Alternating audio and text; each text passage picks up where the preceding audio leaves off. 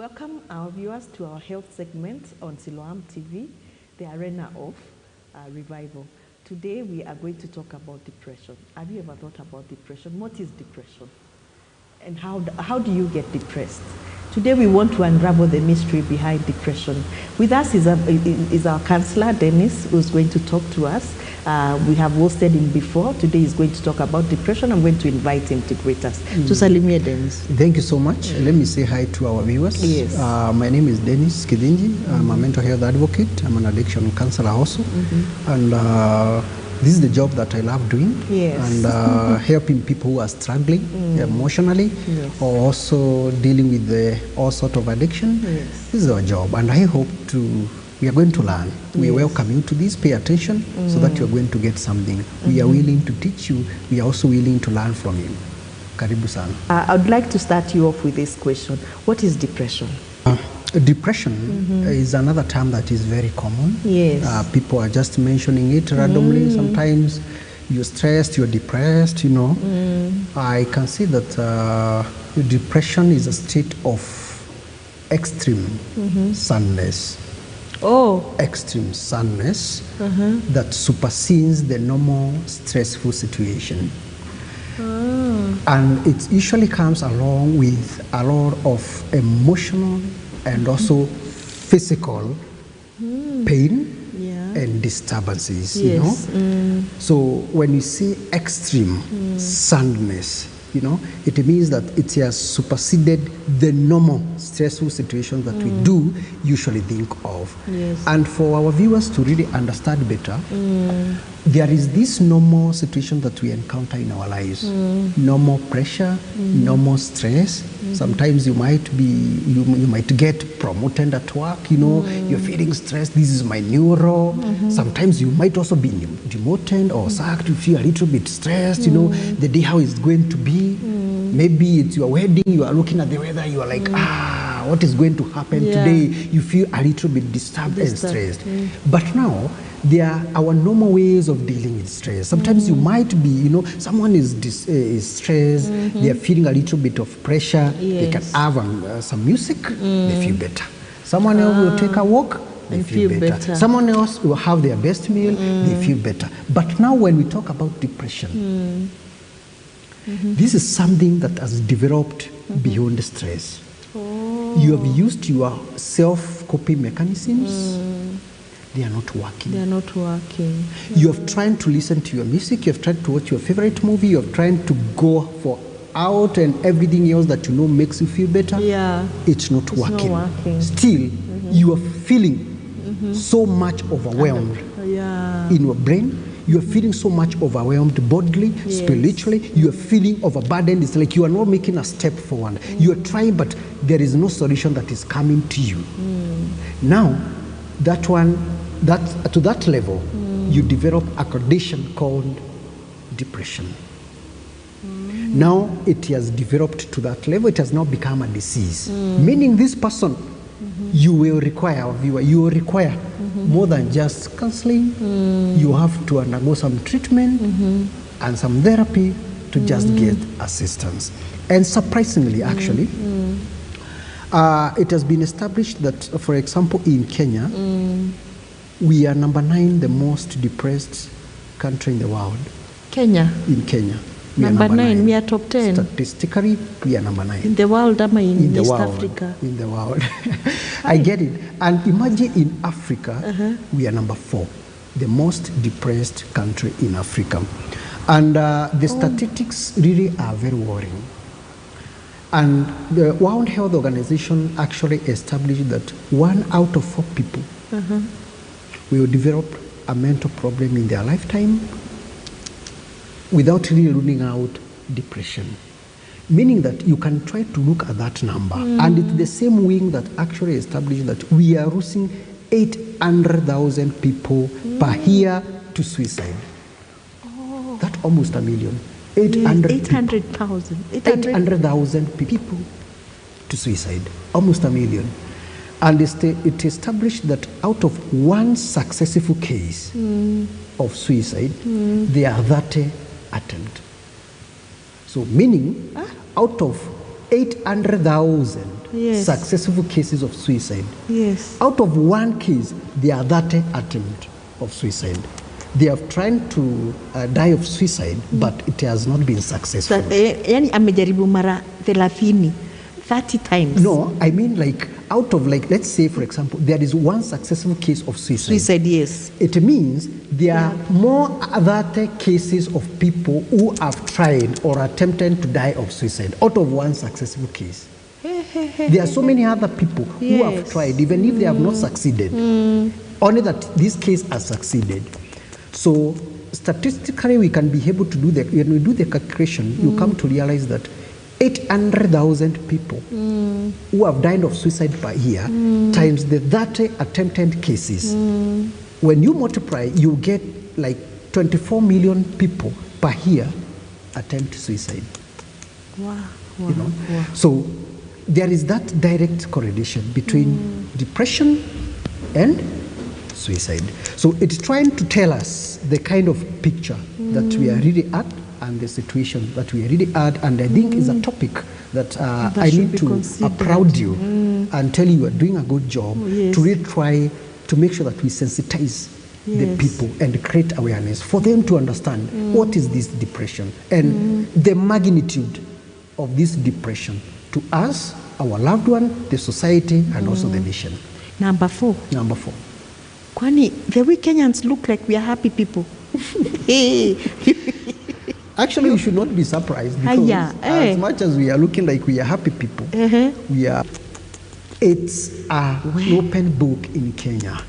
And I think this is not a surprise. It's happening in the community, in the villages, wherever. So many news, sad news as a result of depression. Does that explain why we have so many cases of, like you're saying, people killing their family members?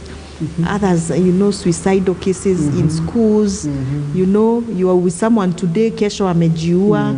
And most of the people who are committing these suicides, wanakanga wamefurahi wako sawa. By the end of the week, you're told so and so is no more. Why? They committed suicide. Is it because of depression? It might be, it might not be, because and actually we usually say someone has died of suicide, not even committing, because we came to realize when you say commit, it's like also you stigmatize that person, like because most probably when people take away their lives, they are not themselves, they are sick. They are sick. So people who are dying of suicide, there is that direct correlation with the depression. Majority of them, they die as a result of that. But you come to realize that people die of suicide also, it can be situational, not necessarily out of depression. It might not be necessarily out of the struggle, the emotional struggle. It might be situational. For example, you might meet that someone has just suddenly received some bad news. Hey, you know what?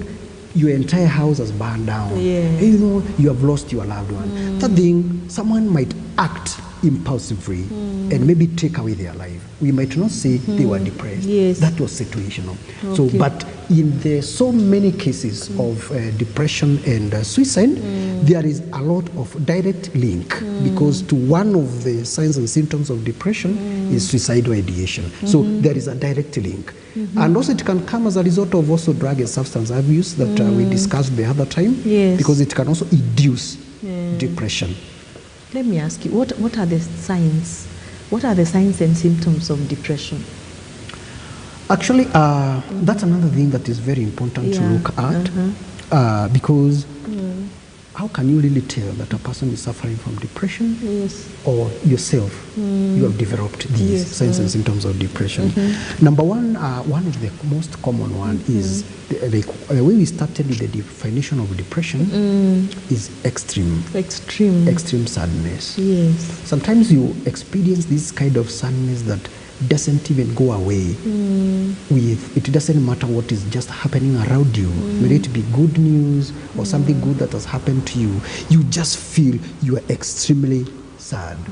So when a person experiences this extreme sadness is one of the signals of depression. Another signal of depression is a sense of hopelessness and worthlessness.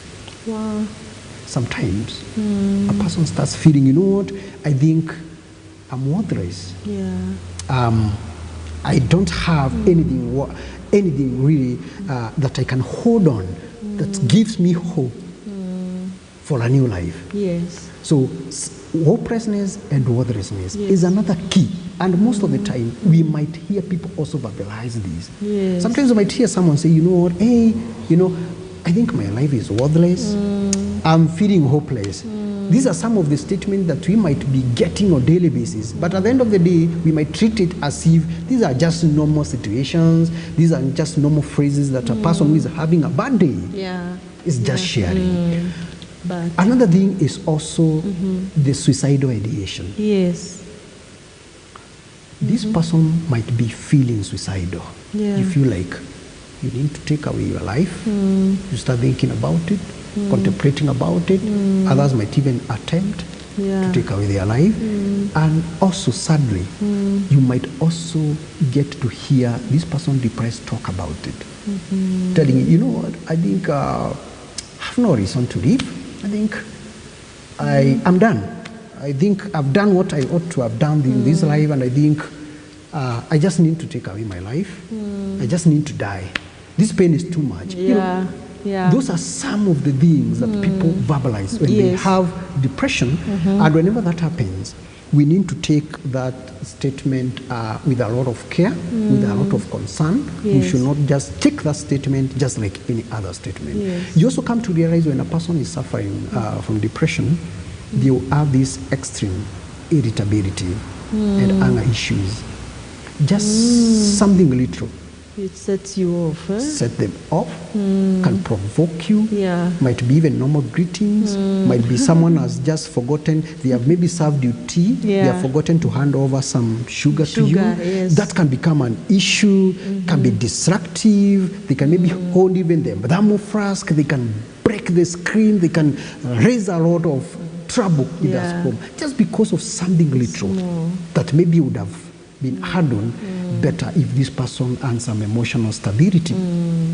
Another thing that also is very obvious is the change in sleep patterns and also eating patterns. It's very important for us to note that when a person is depressed, sometimes, because this is the psychological disturbance, the emotional disturbance, so most probably it will affect the way you sleep. And you get to know that most of the people might sleep too much, or others will totally lack sleep. Yes. So if you sleep so many hours, over 24 hours, you're still asleep, that is not a good signal. Is it? Also, also the lack of sleep itself. You go so many hours without sleeping, a day has passed, another day has passed, a week has passed, you are not sleeping. I want to tell you, that's not usual. Something might be bothering you. When we talk about the eating patterns, you come to realize that depression is very interesting here. Actually, it can ignite a person's appetite, or increase a person's appetite, or lower a person's appetite. So you'll be surprised to see a person is really getting weighty, they are increasing weight, you know, and you'll be there telling them, hey, you know what, I can see life is really taking you good. Yes. Little did you know, I'm struggling. And what do? I'm channeling my frustrations towards food. The more I eat, the more I feel I'm distracting myself from the pain. So this person might focus so much on eating or drinking. They might take samosas here, the next stop they eat smokies, the next stop they will have nyama choma, the next stop they will have mandizi, the next stop they will have some milk. Every time it's eating so that they can be able to distract the thought of pain. So appetite will go up, this person will start increasing weight, and we might start thinking this person is really doing well in their life. Surprisingly, it might do the opposite. Take away your appetite. To an extent that you are no longer eating, you have no appetite. Your appetite has been suppressed. You don't feel like you need to eat, you don't feel like you need to drink or just take anything. So at the end of the day, your health starts to deteriorate. Your health starts to deteriorate. So these are some of the virtues. And another one that we can really mention is the withdrawal and the isolation part of it. Is one of the key symptoms of depression. When a person is depressed, the least they want to hear is disturbance. Even a person's voice must be a lot of noise to them. They want to be in an environment where they feel they can control. Yeah. They are just withdrawn to allow themselves feel the pain. Imagine the pain and feel the pain. So most probably they withdraw from people. So you start realizing your loved one used to have lunch together, dinner together. They are no longer interested to have that dinner together with you. You used to go out together. They are no longer interested to do that. They just want their own space. So isolation, withdrawal is another key symptoms of a person who has developed depression. Like we have most of our young people, our teenagers, people between 15 and 25. We are seeing them like on the social media spaces. Most of them sometimes, you hear probably a relationship has gone wrong, they are running to kill themselves. Probably they don't have a certain supply, maybe from parents, they run and kill themselves. Could that be assault as a result of depression? Because there's a lot of suicide by them, from the young people. Is it that they can't control themselves, or that we are all so depressed? It might be a crisis. That might be situational. It might not be depression. It might be depression. What there is that maybe even the situation and the crisis part of it can also make another person feel so much traumatized to an extent of the quick solution they can think of is taking away their life. Let me say that that's why we need to, especially the young generation, they need to be taught on how to be dealing with issues, to know that it can pain you. You can have trauma, but there are healthier ways of handling that. You don't have to hurt yourself. So that they might not, they cannot be thinking of like, maybe they had a girlfriend or boyfriend, they had some misunderstanding, maybe they have realized this was never what they really thought about, and the next thing they think of, like, let me just take away my life. We also might also raise a number of questions. Our culture of how we really teach these young ones, or now they need to be dealing with frustrations. Because I want to tell you, we might not be able to live a life free from frustrations. They will come, of course, knocking each and every day. Of course. Today is about love. Tomorrow is about work. The next day is about your business. The next day is about your friend. The next day might be about your family. So because we have this frustration, most of them, I want to agree with you, they are entangled on this crisis. And it might not be depression, but at the same time, if they are not also expressive, some also have these emotional traumas, and with the time as they postpone it, they are not sharing, they are not opening up, they start getting withdrawn. With time, it can also develop to depression. So there is a likelihood, the link, the taking away of lives, there's so many ruthless, painful way of dealing with frustration might be a signal that these people have been suffering, and it might also might be as a result of depression. So what are the main causes of, what would you say are the main causes of depression? Depression can be caused by so many things and issues, and what I can say is that also what we need to note is that people are different. Sometimes what can bother you is not what can bother me. What can stress you is not what can stress the other person. So people have their own ways of leveling what they can really term as stress to them. But now, when at the end of the day there are these categories, there are these spots that you can also pick and say, I think these are some of the things that really contribute to depression.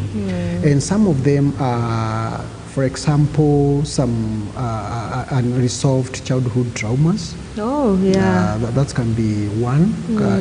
Sometimes a person can grow with a lot of traumas from either the childhood part or maybe even from now the general setup. These traumas might be grief, loss of a loved one, These traumas might be issues to do, like, for example, accident. There are things that can happen that can traumatize a person, and they didn't really anticipate or even expect such kind of an act to really happen to them, like the loss of a loved one. This is something that psychologically, you can never be said to really lose a loved one. It's something that is painful. It's something that can ignite a lot of trauma to this person. So if not well dealt with, the loss and grief and everything, if not well dealt with, is something that can, at the end of the day, cause some emotional damage and precipitate a person to depression. Yeah. Speaking of unresolved childhood traumas, also, you know, sometimes people are also raised in an environment that has its own standards, has its own operations, boundaries, you know. A person might be subjected to a number of traumas, and if these issues Yes. are not resolved, Yes. maybe they experience some abuse, you know, and these issues were not addressed. With time, a person can grow with that emotional trauma. Sometimes they might try to cope up with the situation. It might succeed. It might delay the symptoms. But with time, at least this kind of thing can also precipitate a person to develop depression. Another cause of depression also might be stressful situations. You know, these might be loss of a job. Yeah. You didn't really expect these. This might be some certain illnesses that you never expected. You know, with time, they can bring some psychological disturbance to a person, and without really realizing, Yeah. it might develop to depression. So, and a lot of other frustrations in life. People are really struggling with so many issues. People are struggling to pay bills. Like now, the economic times are not so good. People are really struggling to find jobs, you know. Yes, yeah. People are struggling to have a meal, at least even per day.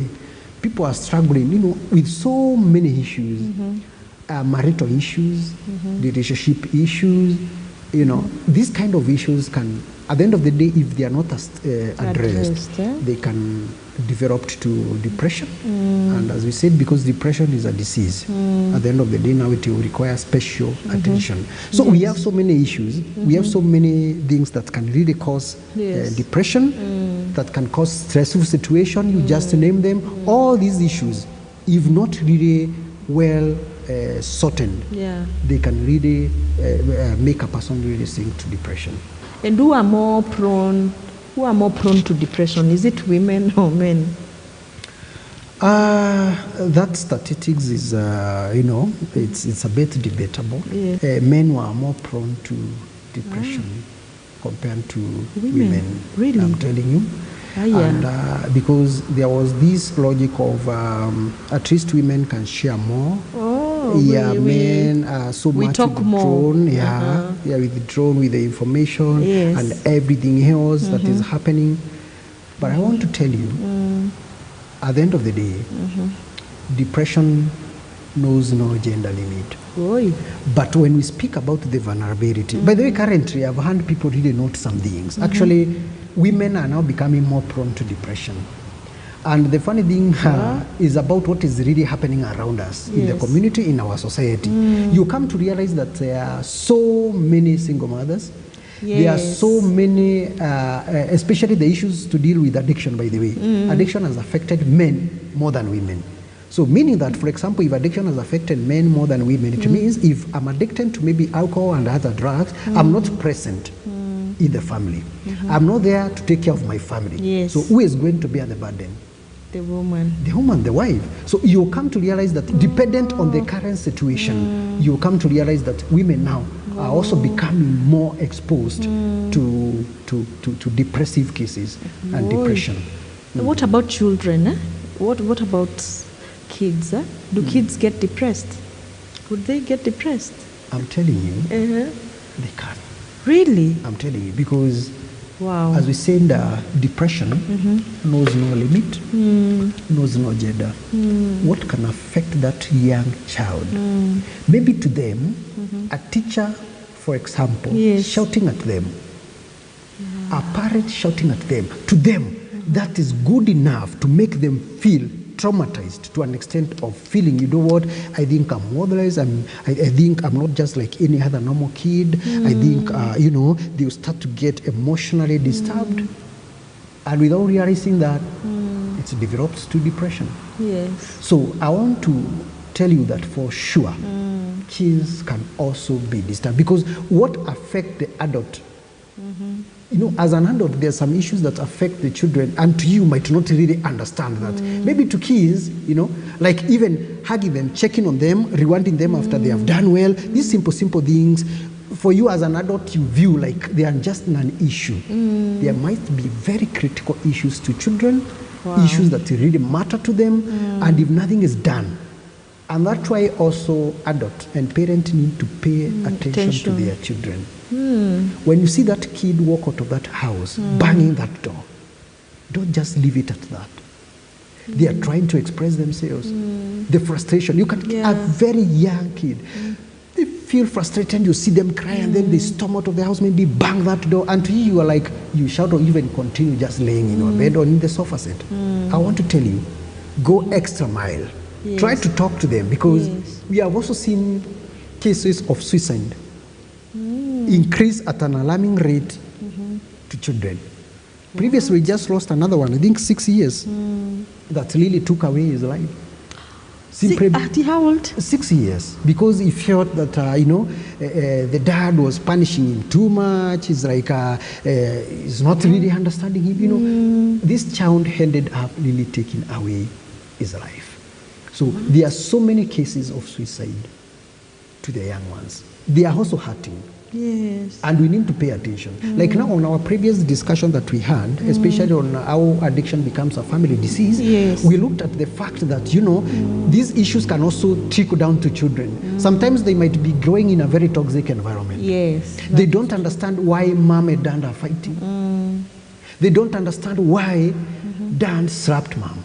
They don't understand why is it that dad doesn't show, or my parent doesn't show up in school to check on me. Oh, yeah. How comes that I do a lot of good things no one notices in this family? Yes. How comes it's just a lot of abuse in this family? So they can also grow with a lot of trauma. They are observing, they can feel it and they can see it. And that can affect them emotionally to an extent that now they will start breaking down inside, and that can also develop to depression, and without realizing that, these children will start becoming defiant.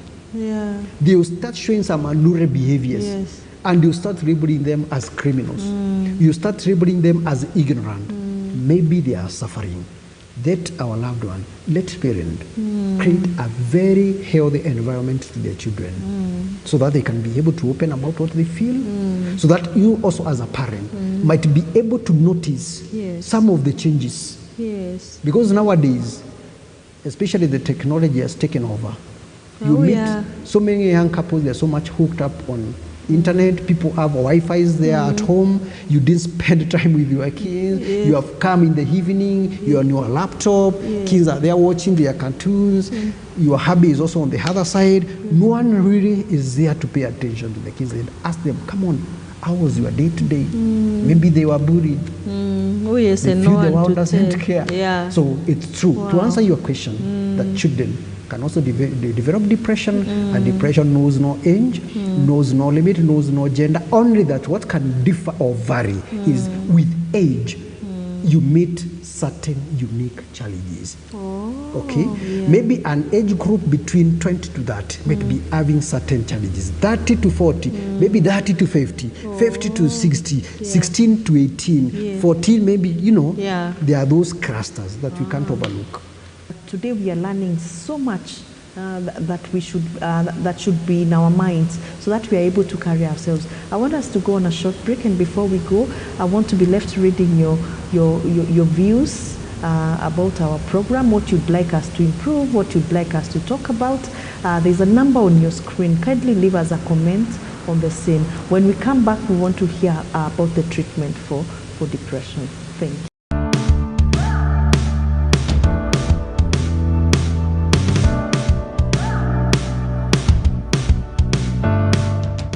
Welcome back, our viewers. We continue learning about depression and how we can come in to support ourselves to be able to be people that are not depressed. And even if we get depression, how can we help ourselves so that we do not live a life that is not worthy of the calling of our Lord Jesus Christ? Today, I'll continue asking our guest questions, and I would like to ask him now, what is the societal view of depression?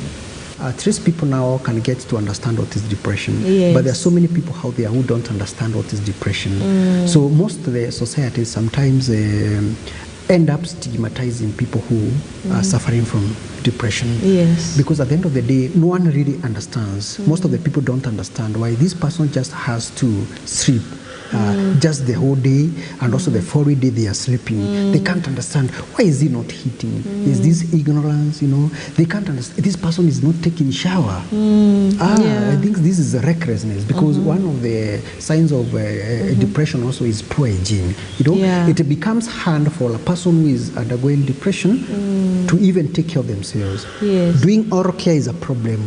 Taking shower is a problem. Doing something that is just contributing to their cleanliness become like such a big task. Issue. There is no energy to do anything. A person suffering from depression, they feel so much demotivated. But now the society doesn't see it that way. And at the end of the day, we might also block people from seeking assistance, because we label them. There is one, the isolative one, this one doesn't do like this, this one is so dirty, I don't know, you just ulijiachilia, umejitupa. Yeah, those such kind of statement that sometimes can demoralize a person who is so silent to speak, to feel at the end of the day, it's better even when I don't speak, because the environment already is very judgmental. So what we can say to the society is that when you see a person, their behaviors has changed in regard to their way of life. This is not how you knew them. Their hygiene has changed, their conduct has changed, the way they talk, they have become more isolated. Please, let know that a lot of people are suffering.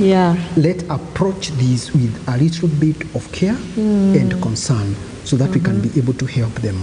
Also, a lot of stigma, especially when a person dies of suicide as a result of depression. The community sometimes also label the family. It's a great trauma. And also the person, the loved one who are left, this is a family that does this and this. This is a family that is cursed. This is what happens.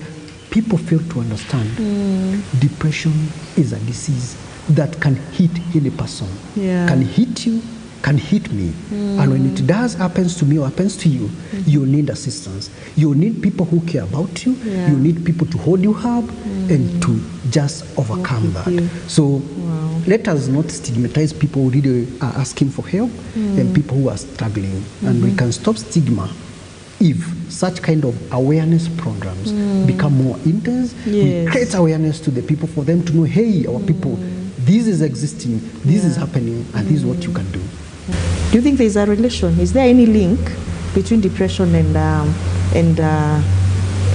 abuse of drugs and substance abuse and such?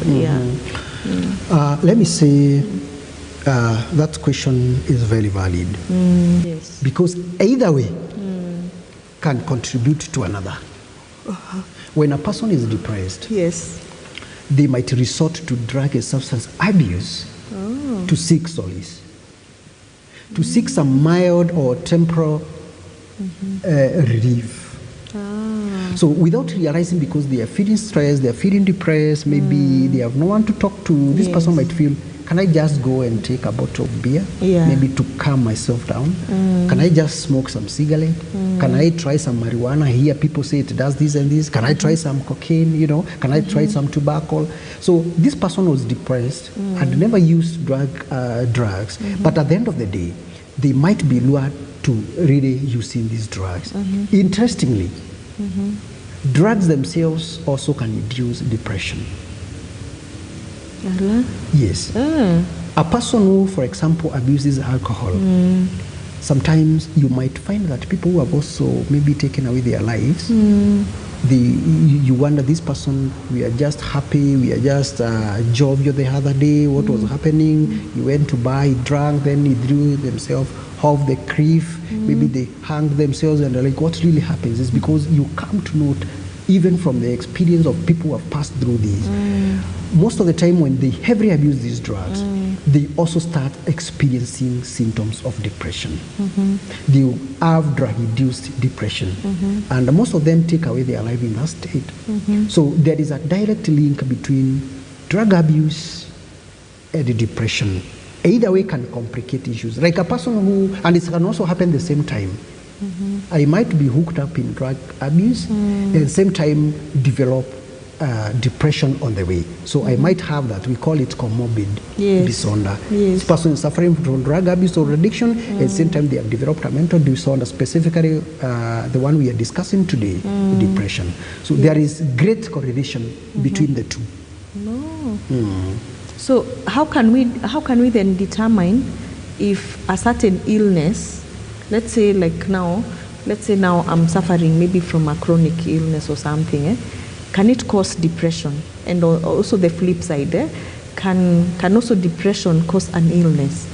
I'm just thinking aloud. Can I have a disease that will make me depressed? Or maybe it's been there a long time, labda, I lost maybe my limbs. Can it maybe lead to depression? And the other way, can also depression lead to an illness? Yeah.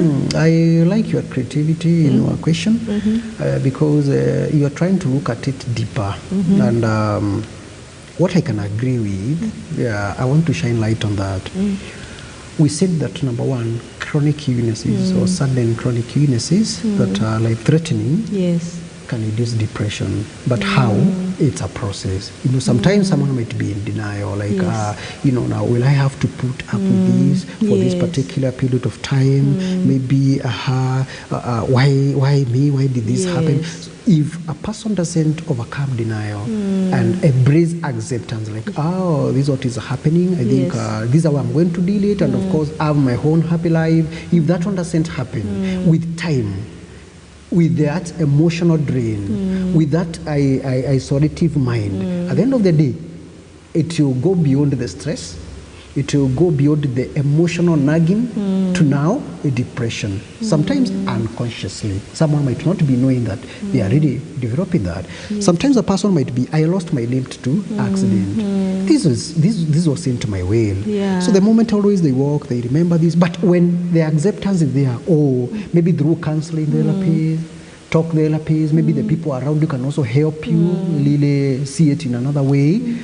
This person can really overcome that. Interestingly, there are so many other things that can, without even any precipitating factors, induce depression, like even medications. There are some prescribed medications that can really certainly induce depression, especially dependent on their period of usage, because dependent on also their mode of action to the brain, so at the end of the day, as you also asked me, depression can also induce some other illnesses at the end of the day. Because, for instance, if a person completely is depressed, they are, for example, maybe overfeeding because of the appetite and other things. Sometimes this kind of food can induce maybe also diabetes, This kind of food can also induce hypertension. Same time, if I also don't take care of myself, my health is deteriorating, I can also develop other medical problems that has come as a result of depression. So it's very true. Depression can also induce other illnesses, which are even medical. It can really happen. So, basically, this is what can really happen. Either way, it can just happen that way. And what are the preventative measures to depression? I like the word prevention to me. In my line of duty, mental health advocacy, I usually love prevention and promotive interventions and exercises, because that is the key. That is the key, and freedom to so many struggles. Like today, we are creating awareness. You are promoting wellness. So one of the preventive factors of depression, number one, is also knowing what is depression and that it exists and how does it exist and its effect. That is one, because once you know about it, you're able to work around it. Exactly. You'll be able to know how to deal with it. You'll become self-aware. And literally, I've been feeling down. Literally, I've been feeling like I need time alone. Literally, I've been feeling like I have extreme. I've realized I'm getting easily irritable, easily angry. I think something is wrong. So you start now to trace what might be the problem. Could it be work? Could I be passing through a burnout? What might be happening? Now, it's giving you some awareness for you to know, let me go and seek some therapy. Let me see a counselor. Can I talk to my boss? Can I talk to my colleague and tell them what I'm feeling? So at the end of the day, that would really prevent the growth of depression. Yes. That person will certainly get help. Another way that we can prevent depression is very powerful is we teach our sales viewers the art of expression, the art of opening up. Yeah. Whenever you have a challenge. Both men and women. Both men and women. Yes. And actually, as you speak between both men and women, Yes. I know, men are not really used to be very expressive. But we want to tell them things have changed. The seasons have changed. Yes. We need to share whatever is bothering you. No person can stand alone. Yeah, that's true. Sometimes you'll be hit down and you need some help. Yeah. It's not a sign of weakness. Actually, it's not a sign of weakness. Yeah, like for the men, especially in this county of ours, they don't speak. The men are known to be very quiet. Lazima ujikaze kimwanaume. So unakuta unakufia huko ndani tu peke yako. Kweli? Yeah. And I think it's a culture that we need to deal with. Yes. Because actually you have noted a very important aspect. And I want to, let us talk to our men and tell them things have changed. Yes. It's not a sign of weakness to ask for help. It's not a sign of weakness when from work you talk to your wife, to your brother and sister and tell them, you know what, I really had a bad day. You know what, I feel I'm losing it. It's not a sign of weakness because men have been brought up with this kind of notion like the definition of men is just becoming, intolerable to anything. Like you are this person who cannot permit anything that can just drain you. You are invisible. Yeah. That's a very long logic. You're human, and asking for help, expressing about what you feel is not a sign of weakness. Actually, is a sign of strength. It means you are aware of yourself, you know what you want, and you know how to go after it. Yes. Actually, it's the same culture that taught men that they should not even cry. There is a time I had another discussion at Meru National Library, and there is this young lady who said, hey, I just can't understand my boyfriend, because sometimes he just cries randomly. There is an issue, he likes crying. What is really happening whenever he is pressed? Can't he just keep everything now as a man? Yes, as a man. As a man, as a gentleman. There is that, as a man. I shouldn't see your tears. I was like, okay. And someone is innocent when they are saying this because now we are tagging this as a sign of weakness. Men's tears is a sign of weakness. Why you break it down? If anything, you're supposed to be studying. Yeah, macho, So what are we teaching these young ones also in the community who are coming up? Like, hey, you know what, son? Whenever you have a problem, you need to be a man. Man up. Yeah, man up. Not tears. Why are you crying? You just wrote some marks in your papers and you just crying. Can you man up? Yeah, what is man up? What is manning up? So we need also to let our kids know, and also our men, the generation know, our society know, as you're saying, regardless of the gender. It's very, very important whenever you have challenges, make sure you talk and open up, because that can help you a lot of troubles. Because the moment you pile, what causes depression is piling. You have an unresolved issue, you pile. Another way we can be able to prevent depression is, this issue is just know how to manage your time. Yes. Really? I'm telling you, because lack of time management comes with procrastination. Oh, yeah. Procrastination has shown to really induce depression, make you around very tough to live in, very stressed, very pressured, and at the end of the day what you're doing is piling one issue after the other, piling one issue after the other, postponing. I'm going to do this tomorrow, I'm going to do this later, I'll do this next week, I'll do this next month. Before you realize other things are coming up, they need your attention. So what happens? You have a pile of so many things to do. So they pressure you. It's pressure you. You start now getting burnout. Without realizing this, it's emotionally draining you, it's physically draining you. Without realizing, you feel, this is too much for me. Now because you are pressured and you are stressed, you are going home, your mind is already on fire. Yes. you don't understand basic things at home. You are bringing a lot of pressure to every person, and you start feeling like people are not understanding you. But basically, it has come from something simple, like procrastination, piling unattended duties. So also on the preventive factors and preventive measures, it's very important for our viewers to know that they also need to know how to be dealing with the issues. Another preventive factor on depression is also knowing how to actively solve our problems. Actively solve our problems. The key is actively solve. Don't be this person who postpones their problem. Be this person, whenever a problem is, you need to think around it and see, how do I solve it? So when you actively solve your problem, it means, number one, you have avoided the art of piling in whatever is bothering you and whatever is traumatizing you. So you are relieving yourself. And another thing we can also do is, let us take care of the goals that we set. I want to tell our viewers, live your life, set realistic goals, do not compete with anyone, learn to go with your pace. Because one of the issues that has proven to provoke or reduce depression and these other issues that we're talking about is setting unrealistic goals. You know, set goals that you know they are within your reach.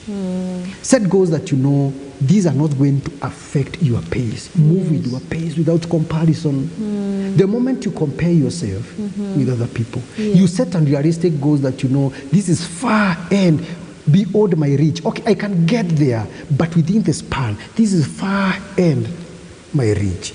The moment you set unrealistic goals, you set yourself up for failure. If you set yourself up for failure, you are setting yourself up for disappointment. And the disappointment, frustrations might really be bring some discomfort in you, some emotional discomfort, and without you realizing, become very stressful. You'll be walking, talking alone. You'll be walking, knocking your head out. Why didn't I achieve this? It's like trying to. Maybe when you do some farming in 1 hectare of land, it's like expecting or setting to reap like 10 hectares produce in 1 hectare produce. Of course, you have issues there. You are setting yourself up for failure. Okay. So these are some of the things that we can be able to observe and same time also accept our limit, accept our limitations. Yes. On the prevention also let know that we are not perfect.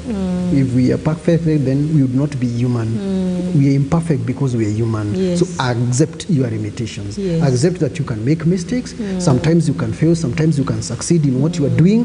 When you accept your limitations, at least you'll be able to set yourself up for exploring new avenues that can help you deal with issues more amicably without resorting to drug and substance abuse, because that one makes the situation a little bit worse. How do we get treatment for depression? We can seek assistance, and it begins with you where you are. From talking to a loved one, talking to a colleague at work, your friend somewhere, it's a startup of healing.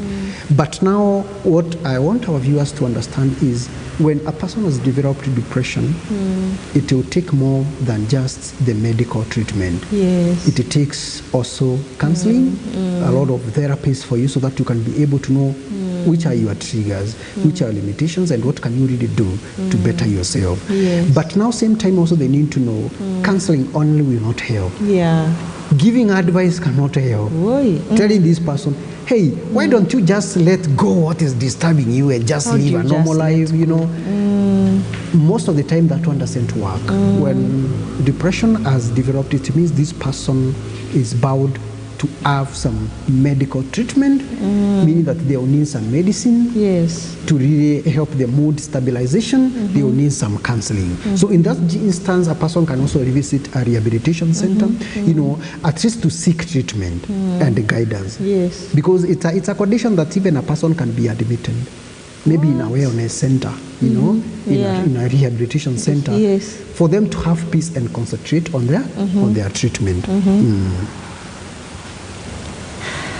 And actually it takes an intense period of 6 months, the minimum period of treatment for depression can take up to at least 6 months under treatment. Yes. And I want to tell our viewers, if maybe their loved one is struggling there with depression, is struggling maybe with addiction, I can give you my number. At least you can be able to call me, so that we can be able to arrange and get your loved one attention and also treatment. My number is 070-153-2840. 070-153-2840. You call me, I'll be able to guide you on what we can be able to do. If your loved one is struggling with addiction, struggling with alcoholism, cigarette smoking, or even depression, I'll help you, and at least there is hope, and every person deserves hope. Actually, there is nothing new under the sun. That's what we always say. We always say. So whatever you are passing through, someone else might be passing through that, and you overcome. But today, learn to be positive about it, because there is a day that will be victorious. And also, what else we can do when we talk about treatment and management is that also let this person identify their space. At least get to know the environment that really surrounds you. Get to know what really makes you happy. Concentrate on things that are really bringing some joy to you, because apart from really concentrating on the stressor, get to know things that are really creating some happiness to you. Don't be this person who can only focus on the problem. At least also be this person who can focus on other good things that can also bring happiness to you, because you are not only made up of mistakes. Because what depression does is shows you how hopeless you are, how worthless you are, how you are made up of so many mistakes. I want to tell you, you detach from that so that you can be able to reflect and see the good things that are happening in your life. You have a life, you have a second chance, maybe you have education, you have a job, maybe you have a family that cares about you. There are so many good things that have happened in your life. And once you meditate and reflect positively on the good things that have happened in your life, it helps you in healing. It helps you in getting better as soon as possible with the counseling therapies and also with the medication. And also finally, I would want to tell you, learn also to appreciate yourself. Learn to reward yourself. Many are times that we have overburdened ourselves with what is really happens around us and what is not really working. We forget to know there are other things that have worked for us. So whenever you get that salary, whenever you get maybe something that you need to appreciate your effort and you are said, take yourself out. Have that good meal. Have a drink. At least also, buy yourself a nice shoe. When you reward yourself, appreciate yourself, you start feeling better about yourself. Also, bring your loved one together, because you cannot really do alone. And happiness that is shared, at least at the end of the day, also extends to you and extends to the other people who are living around you. So depression is treatable through medication, through the preventive factors that we have defined, and through you taking care of yourself. Is very, very important. Wow, my viewers, you can hear there's so much to learn about depression. Many things that we take for granted also, or things that we don't know because we don't know, we don't have the information that can help us. We live, we just like any other Kenyan, or not understanding what is eating us, what is ailing us. Yet now with information, now we are able to make informed decisions. We want to thank our guest very much for being with us and for sharing such deep insight on the topic. And for you, our viewer, we are very, very grateful that you have stayed with us, you've been here with us. Kindly keep sending us your comments on the program, on the topic, and asking questions so that we can be able to continue answering them and improving our health. We want to thank you so much, and keep watching Siloam TV. Bye for now.